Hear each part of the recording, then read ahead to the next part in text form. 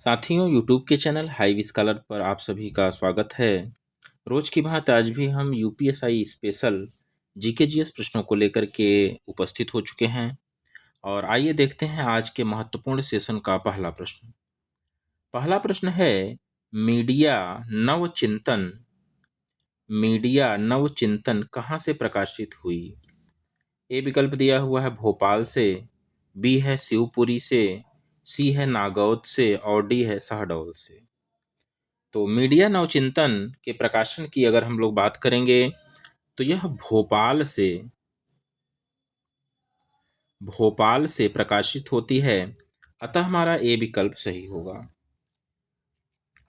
दूसरा प्रश्न है, द्वंद्व समास है। द्वंद्व समास किसमें है? ए देखिएगा लंबोदर, बी है अंधकूप, सी है नरनारी और डी है शरणागत। तो द्वंद्व समास की अगर हम लोग बात कहेंगे तो नर और नारी यानी कि सी विकल्प हमारा सही होगा। द्वंद्व समास आप लोग पढ़े हुए होंगे, अगर नहीं पढ़े होंगे तो निश्चित रूप से इसे पढ़ लीजिएगा, उसके रूल्स को जान लीजिएगा। आगे बढ़ते हैं तीसरे प्रश्न की तरफ। नाटक या एकांकी में निर्देश के लिए किस चिन्ह का प्रयोग होता है? ए विकल्प दिया हुआ है अर्धविराम, बी दिया हुआ है विस्मयादि बोधक, सी दिया हुआ है त्रुटिपूरक और डी दिया हुआ है कोष्ठक। तो नाटक या एकांकी में कोष्ठक का प्रयोग किया जाता है, ठीक है ना। निर्देश के लिए हम लोग कोष्ठक का प्रयोग करते हैं, अतः हमारा डी विकल्प सही होगा। आगे चलते हैं चौथे प्रश्न की तरफ। अंकेक्षक शब्द के लिए सही वाक्यांश है। ए विकल्प दिया हुआ है अंक गोंद में खेलने वाला बच्चा, बी है अंकों के साथ खेलने वाला, सी है आय व्यय के आंकड़ों की जांच करने वाला, डी है अंकों की गणना करने वाला। तो चौथे प्रश्न के सही उत्तर की हम लोग बात करेंगे तो आय व्यय के आंकड़ों की जांच करने वाला जो होता है वह अंकेक्षक होता है, अतः चौथे प्रश्न का हमारा सी विकल्प सही होगा। पांचवा प्रश्न है, कौन सा शब्द असुर का पर्यायवाची नहीं है? ए विकल्प दिया हुआ है यातुधान, बी दिया हुआ है सुरारी, सी दिया हुआ है धूम्रकेतु, डी दिया हुआ है तमीचर। तो पांचवें प्रश्न के सही उत्तर की अगर हम लोग बात करेंगे तो असुर का पर्यायवाची नहीं है पूछा जा रहा है, ठीक है ना। तो ये देखिएगा इसका सही उत्तर होगा सी वाला धूम्रकेतु, ठीक है ना।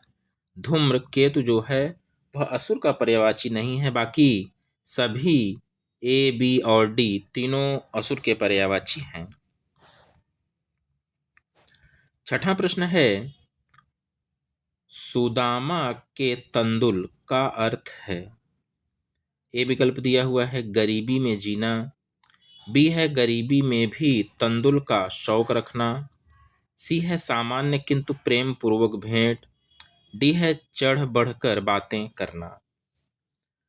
तो छठे प्रश्न का अगर सही उत्तर हम देखेंगे तो कोई भी जो है वस्तु हो या सामान हो प्रेम पूर्वक भेंट करना, ठीक है ना।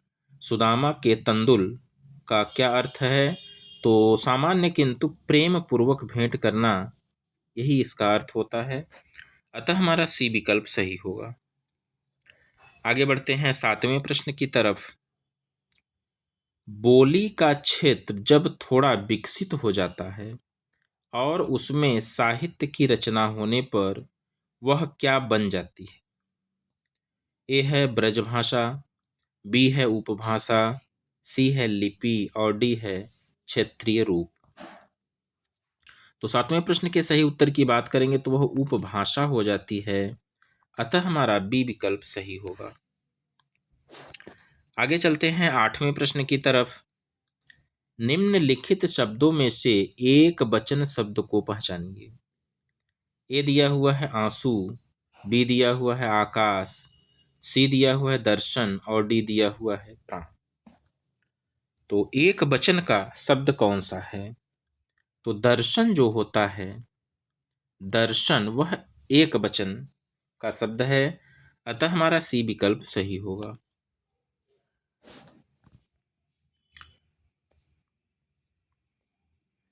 आगे बढ़ते हैं 9वें प्रश्न की तरफ। मरम बचन जब सीता बोली पंक्ति में वाच्य है। पूछा जा रहा है मरम वचन जब सीता बोली, इसमें कौन सा वाच्य है? तो ए विकल्प दिया हुआ है, यह गलत वाक्य है। बी दिया हुआ है कर्मवाच्य है। सी दिया हुआ है भाववाच्य है। और डी दिया हुआ है कर्तृवाच्य है। तो 9वें प्रश्न के सही उत्तर की अगर हम लोग बात करेंगे तो इसमें भाव व्यक्त हो रहा है, ठीक है ना, भाव व्यक्त हो रहा है, यह हमारा भाववाच्य होगा, अतः हमारा सी विकल्प सही होगा। आगे देखते हैं, छंद शास्त्र के प्रणेता आचार्य किसे माना जाता है? ए है पतंजलि को, बी है पाणिनि को, सी है पिंगल को और डी है मनु को। छंद शास्त्र के प्रणेता पाणिनि कहे जाते हैं। छंद शास्त्र के प्रणेता जो है पाणिनि कहे जाते हैं, अतः हमारा बी विकल्प सही होगा। आगे बढ़ते हैं 11वें प्रश्न की तरफ। भारत में पंचायती राज व्यवस्था का शिल्पी किसे कहा जाता है? बहुत ही इम्पोर्टेंट प्रश्न है। भारत में पंचायती राज व्यवस्था का शिल्पी किसे कहा जाता है? ए विकल्प दिया हुआ है आचार्य नरेंद्र देव। बी दिया हुआ है जीबी के राव। सी दिया हुआ है बी आर मेहता और डी दिया हुआ है एल एम सिंघवी। तो इसके सही उत्तर की अगर हम लोग बात करेंगे, सही उत्तर इसका बी आर मेहता है। बी आर मेहता है, अतः हमारा सी विकल्प सही होगा। और आगे बढ़ते हैं 12वें प्रश्न की तरफ। निम्नलिखित में से कौन पंचायतों की संरचना के बाबत उपबंध करने को अधिकृत है? ए विकल्प दिया हुआ है राज्य का राज्यपाल। बी है राज्य का विधानमंडल। सी है भारत की संसद और डी है भारत का राष्ट्रपति। तो 12वें प्रश्न को अगर देखें हम लोग तो राज्य का विधानमंडल होता है, राज्य का विधानमंडल होता है, अतः हमारा बी विकल्प सही होगा। आगे बढ़ते हैं 13वें प्रश्न की तरफ। नव युवकों द्वारा 18 वर्ष की आयु पर मताधिकार का पहली बार प्रयोग आम चुनाव में कब किया गया? ए विकल्प दिया हुआ है 1987। बी दिया हुआ है 1988। सी दिया हुआ है 1989 और डी दिया हुआ है 1990। तो 13वें प्रश्न के सही आंसर की अगर हम लोग बात करेंगे तो 1989 ईस्वी में ऐसा हुआ है, ठीक है ना। 1989 ईस्वी में पहली बार आम चुनाव में 18 वर्ष की आयु पर मताधिकार का प्रयोग हुआ। आगे बढ़ते हैं 14वें प्रश्न की तरफ। निम्नलिखित में से कौन भारत के प्रथम वित्त आयोग के अध्यक्ष थे? ए विकल्प है श्री संथानम। बी है श्री केसी योगी। सी है डॉक्टर राज मन्नार और डी है श्री ए के चंदा। तो 14वें प्रश्न के सही उत्तर को अगर हम लोग देखेंगे तो श्री केसी नियोगी जी हैं, अतः हमारा बी विकल्प सही होगा। आगे चलते हैं 15वें प्रश्न की तरफ। भारतीय संविधान का अनुच्छेद 26 निम्नलिखित में से किससे संबंधित है? ए है धार्मिक करों का भुगतान न करना।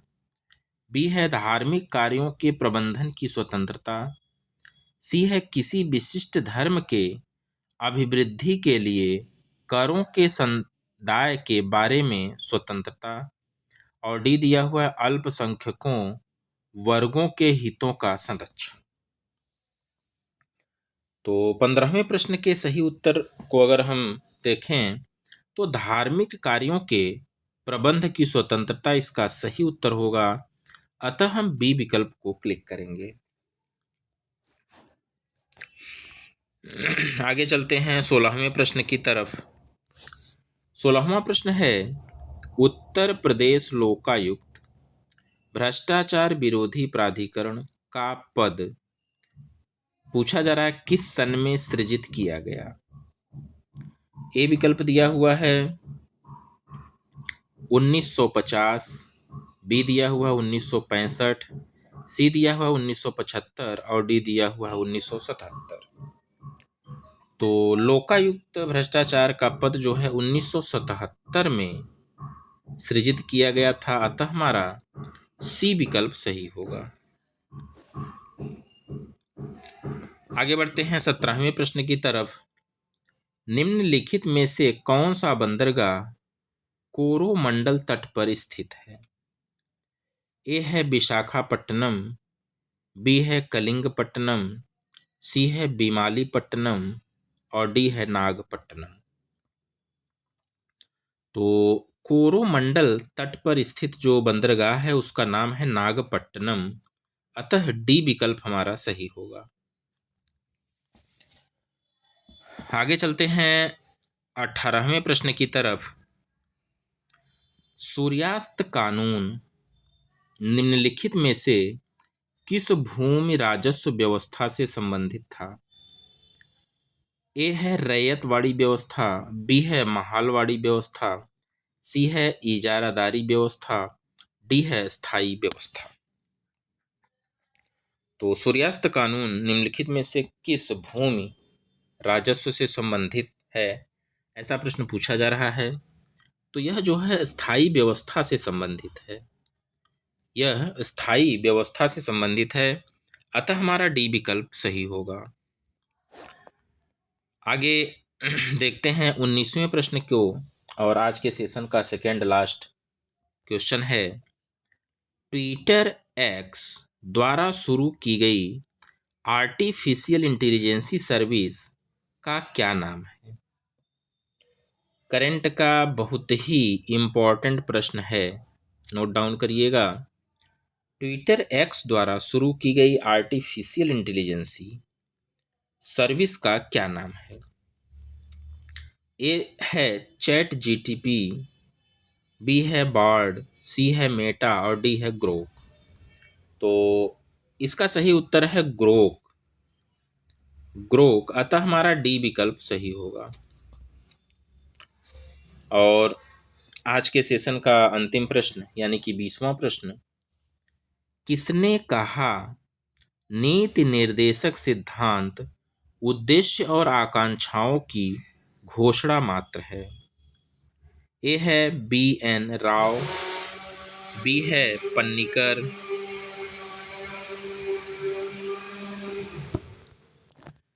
सी विकल्प दिया हुआ है KC वियर और डी दिया हुआ है लास्की। तो 20वें प्रश्न के सही उत्तर की अगर हम लोग बात करेंगे तो KC वियर जी हैं, KC वियर, ठीक है ना। इसके सही उत्तर की अगर हम लोग बात करेंगे तो KC वियर जी हैं, अतः हमारा सी विकल्प सही होगा। तो साथियों, कैसे लगे प्रश्न आपको, हमें निश्चित रूप से अपने कमेंट के माध्यम से बताइएगा। और चैनल पर अगर आप नए हैं तो चैनल को सब्सक्राइब करिएगा, साथ में वीडियो को शेयर करिएगा और बेल आइकन को भी प्रेस करिएगा, ताकि नियमित रूप से हमारी वीडियोस आप तक पहुंचती रहें और आप अपनी तैयारी को बेहद बेहतर बना सकें। तो इसी के साथ आज की वीडियो को हम लोग समाप्त करते हैं। कल फिर एक नई वीडियो के साथ हम उपस्थित होंगे, तब तक के लिए धन्यवाद।